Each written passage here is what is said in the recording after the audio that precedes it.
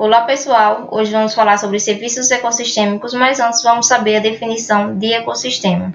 A natureza é composta por ecossistemas que abrigam uma grande diversidade de espécies. Os ecossistemas são definidos como dinâmicos e complexos e nele há interações entre elementos bióticos e abióticos. Os elementos bióticos são animais, plantas e micro-organismos, já os elementos abióticos são ar, água e solo. A interação entre tais elementos consiste no equilíbrio do ecossistema.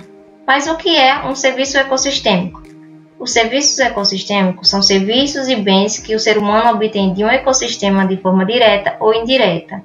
Tais serviços incluem o serviço de provisão, de regulação, serviço cultural e serviço suporte, os quais vamos conhecer no decorrer do vídeo. Vamos falar primeiro sobre o serviço de suporte. Os serviços de suporte são aqueles necessários para a produção de outros serviços ecossistêmicos, dentre eles a formação do solo, produção de oxigênio, ciclagem de nutrientes e produção primária. Nesse tipo de serviço, o impacto sobre o homem é indireto e ocorre em longo prazo. Vamos entender melhor. O solo é um componente.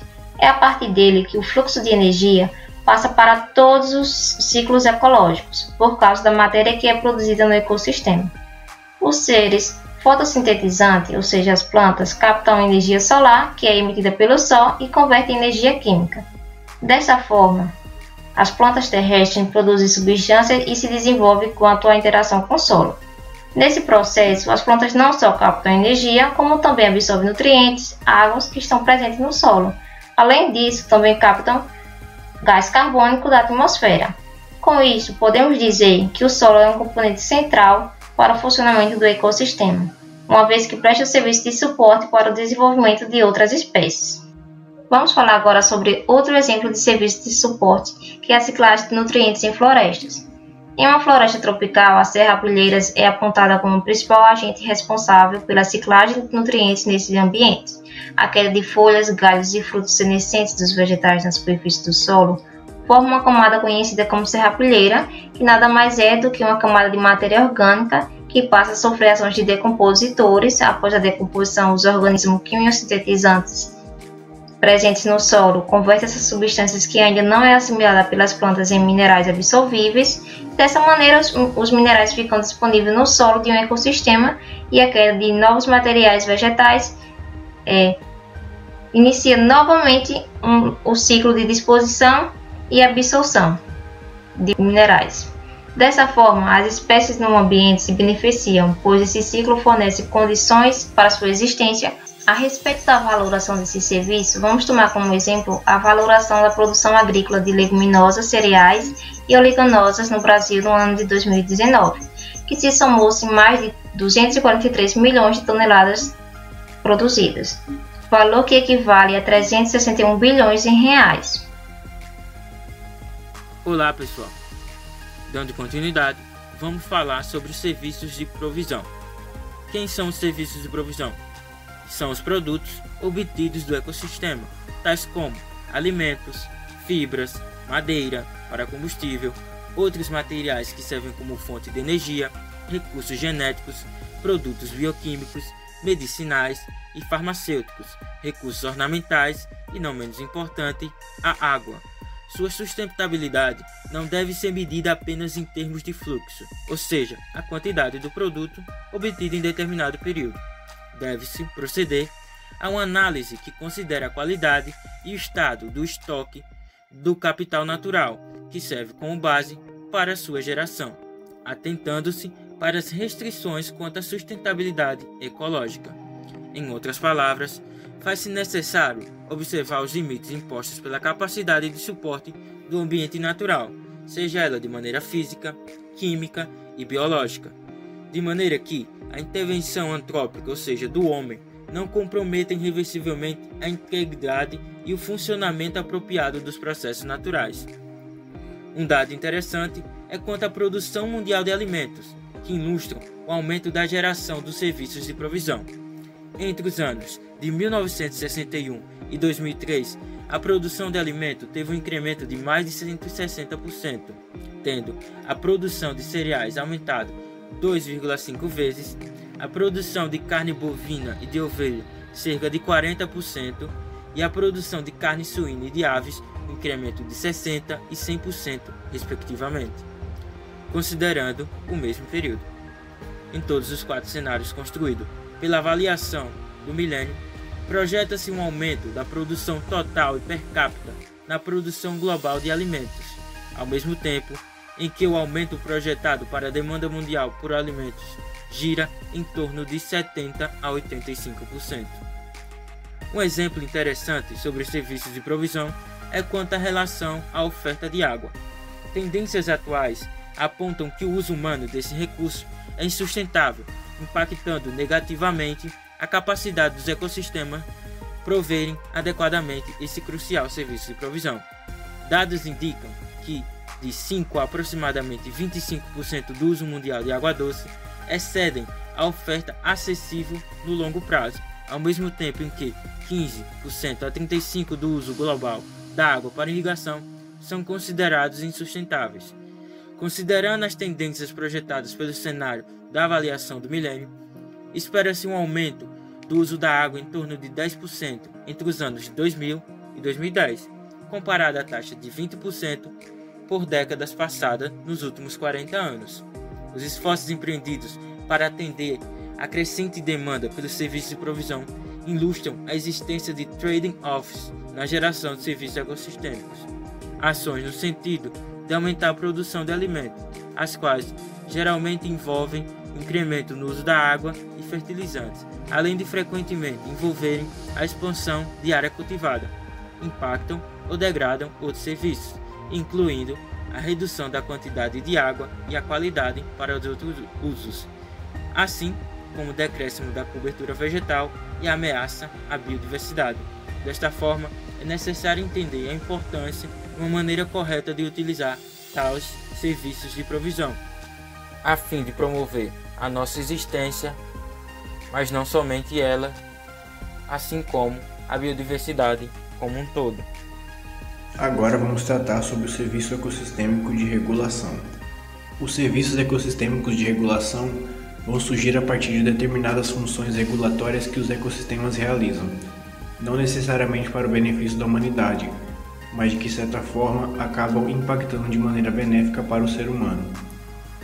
Pode-se dizer que a redução ou ausência de determinadas funções regulatórias vão anular o serviço ecossistêmico proveniente dessa função. Para deixar mais claro, imagine um bairro cheio de ladeiras, em que os morros ao redor possuem muitas árvores. Esse aglomerado de vegetação possui uma função regulatória que previne a erosão do solo e, consequentemente, contribui para que o calçamento do bairro não seja tão impactado por fortes chuvas. Já a ausência dessa vegetação se traduz na ausência da função e, consequentemente, também o serviço ecossistêmico ofertado. É muito comum ocorrer deslizamentos em estradas ao redor de morros e bairros com muitas ladeiras nos períodos de chuva, onde as árvores desses morros foram retiradas devido ao processo de urbanização. Este foi só um exemplo, mas os serviços ecossistêmicos de regulação são vários, todos originados de processos que ocorrem nesses ecossistemas e que acabam afetando o homem. A regulação climática, purificação do ar, tratamento de resíduos, regulação de doenças humanas, polinização e mitigação de danos naturais e o controle de erosão citado anteriormente são todos serviços ecossistêmicos de regulação. As consequências das ações humanas aos ecossistemas são severas e pode-se dizer o mesmo à própria humanidade, já que os serviços ecossistêmicos vão ser afetados. Para ter uma ideia, cerca de 40% de toda a emissão de gás carbônico nos últimos 200 anos foram originadas indiretamente a partir do deflorestamento. E o que dizer sobre o impacto que isso vai causar aos serviços ecossistêmicos, ao homem? Bem, isso é uma pergunta difícil de se responder, assim como o valor que esses serviços possuem. A dificuldade se deve ao fato de que os serviços muitas vezes estão correlacionados uns com os outros e é simplista avaliá-los independentemente. Um exemplo real disso é a polinização, um serviço ecossistêmico de regulação que é impactado em virtude da morte de abelhas pelo uso indiscriminado de agrotóxicos. Consequentemente, o serviço de provisão vai ser afetado. Os serviços ecossistêmicos impactam na economia e é comum estudos que tentam avaliar o valor econômico dos mesmos. Então vamos seguir partindo do exemplo anterior para ter uma noção desse valor. Um estudo avaliou o valor econômico do serviço de polinização em lavouras temporárias e permanentes da região centro-oeste.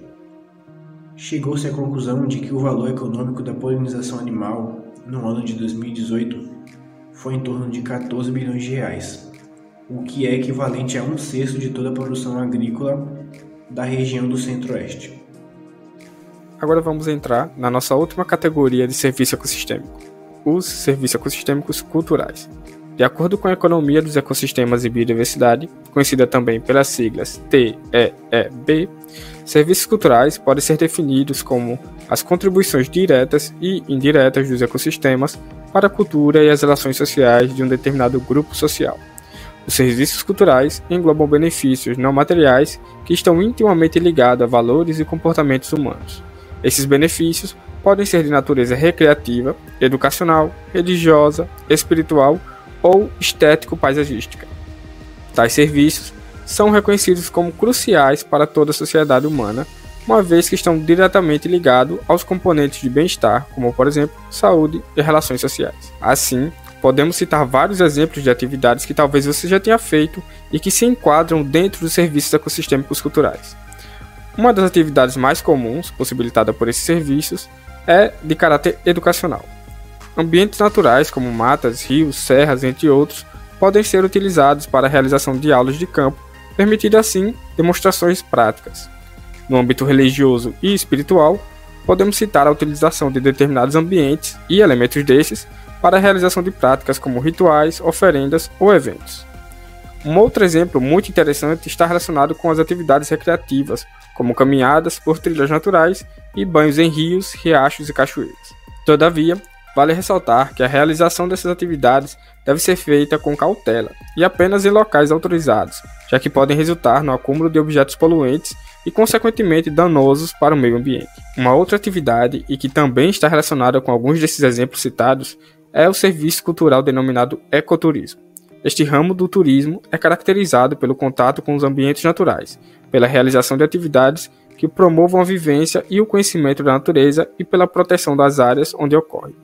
Um ponto interessante desse segmento é que, diferente de vários outros que os serviços culturais proporcionam, ele nos permite estipular mais facilmente uma valoração. Enquanto o turismo convencional cresce 7,5% ao ano, o ecoturismo cresce de 15 a 25% por ano. O faturamento anual do ecoturismo a nível mundial é estimado em 260 milhões de dólares, do qual o Brasil se apropria com cerca de 70 milhões. É importante ressaltar que as dificuldades envolvendo a estipulação dos serviços culturais englobam vários aspectos, como o fato de que a grande parte deles são intangíveis e não apresentam valor comercial explícito. Além disso, muitas vezes os valores intrínsecos atribuídos aos ecossistemas por algumas sociedades têm suas dimensões próprias. Outro ponto é que muitas vezes esses serviços culturais chegam a ser ignorados no processo de valoração dos serviços ecossistêmicos de determinado local, justamente devido à subjetividade e dificuldade no momento de valoração. Cabe salientar que, assim como nos outros serviços, atividades antrópicas como deflorestamento e urbanização também afetam negativamente os serviços culturais, uma vez que a perda de vegetação ou da fauna associada a aspectos como a diversidade e identidade cultural também simbolizam a perda desse serviço. Bem, por fim, vale ressaltar que, apesar desse vídeo conter alguns exemplos de como esses serviços são valiosos economicamente, os valores intrínsecos dos ecossistemas e de seus serviços vão muito além do que podemos quantificar, como vocês devem ter percebido. Mas às vezes é importante a apresentação desse tipo de informação, uma vez que isso pode auxiliar no processo de conservação da biodiversidade. Muito obrigado por ter assistido até aqui e até o próximo vídeo.